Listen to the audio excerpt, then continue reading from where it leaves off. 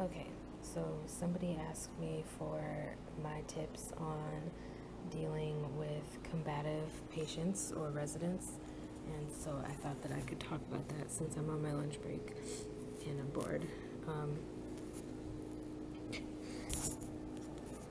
My biggest tip for dealing with somebody who is combative or confused is to be patient. Don't rush the situation whatsoever. I feel like when you are rushing, when you're in a hurry, they don't really understand why you're in such a hurry. They get more and more irritated and agitated, and that's only going to make the problem worse. When you're patient and you take your time and you're not in a rush, yes, it can be annoying dealing with somebody who is taking a lot of time, and especially when you have a lot of needy residents assigned to you for the night or the shift. It can be draining, it can be irritating, but it can be even more irritating to have to constantly be fighting physically with someone who is combative because you don't feel like taking your time and just being patient and letting them feel the way that they feel. If somebody's combative, you're not going to just make them not be combative anymore by trying to rush them. Like I said, you're only going to make the problem worse. Another tip that I have is to, if you go in there and say you're trying to change somebody or you're trying to get them dressed or whatever, and they are combative, walk away. Give them time to cool down and come back and try again later. It's not always going to work. They're not always going to magically be happy when you come back. They might let you do what you need to do, or they might not.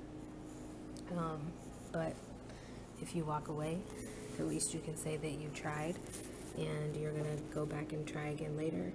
And hopefully the situation will be a little bit better when you go back.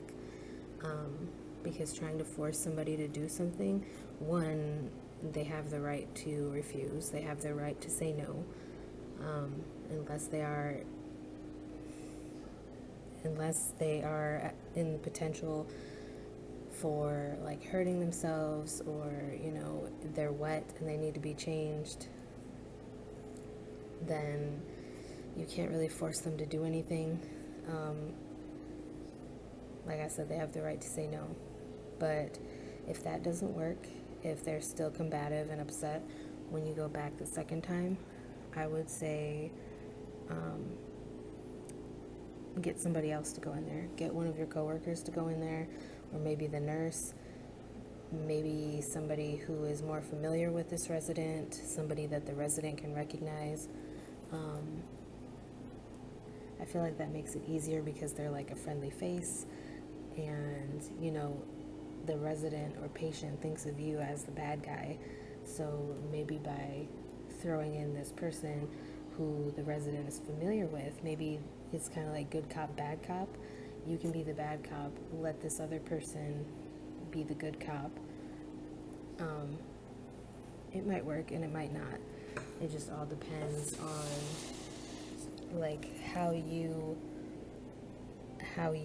deal with the situation.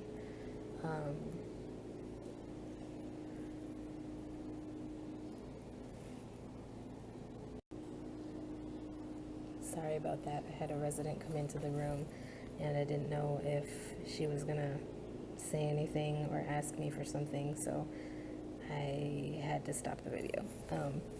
But I just feel like, having somebody else who can kind of, help you out, especially if you're a new person and this resident is not familiar with you whatsoever. Maybe it's just something where they're more comfortable with somebody who they feel like they know, and you being a new face is not going to help the situation because they're not used to seeing you.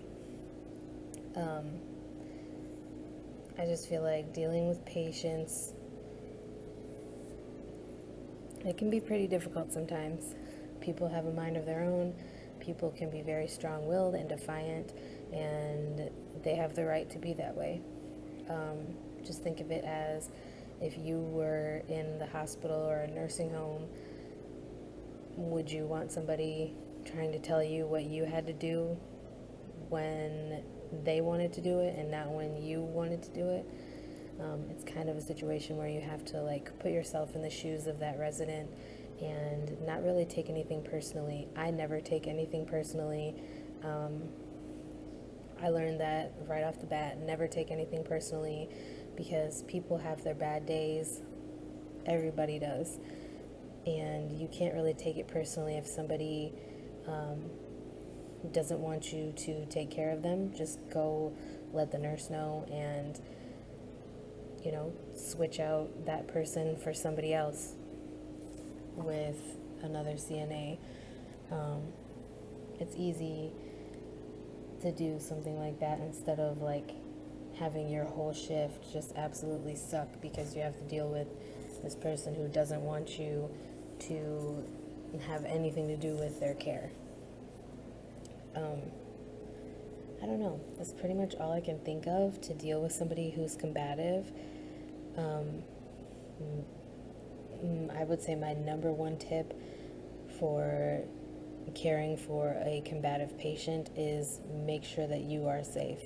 They will bite, they will pinch, they will kick, they will punch, they will do whatever if they feel like they are threatened, or they, when you get combative, I've seen it all. I've had people bite me, I've had people pinch me, slap me, kick me. At one point when I was working at my first CNA job, I thought that this lady who had dementia had broken my wrist because she slammed it, like there was a bed rail and I had put it up because I lifted up the head of her bed, and she like slammed my wrist into the bed rail, and I thought she had broken my wrist. But this lady was just super combative with anyone who tried to deal with her past a certain time of the day. And whenever she got tired, she just wanted to sleep. She didn't want to be woken up or bothered or anything like that. So there's people who just, sometimes it's sundowners, sometimes they just don't want to be bothered. But you can't really blame them because, you wouldn't want to be bothered if you were in the situation. So I try to just not take anything personally and be happy and positive and go in with a positive attitude and try to make the best out of the situation. And sometimes it's really hard, especially on those nights where you get the difficult people, but it's something that you have to do in order to get through your day in this field. So those are my tips for dealing with people who are combative, and hopefully that was helpful to the person who asked. If there's anything else that you would like me to talk about, anything you need tips on, if you're a new CNA or, whatever, let me know. I'd be glad to talk about it and hopefully help you if I can. But anyways, I'm on my lunch break, so I'm going to go enjoy the last 15 minutes of my lunch break. And then I need to do another round to check on people and make sure they're still breathing. All right. I'll talk to you guys again in a couple days.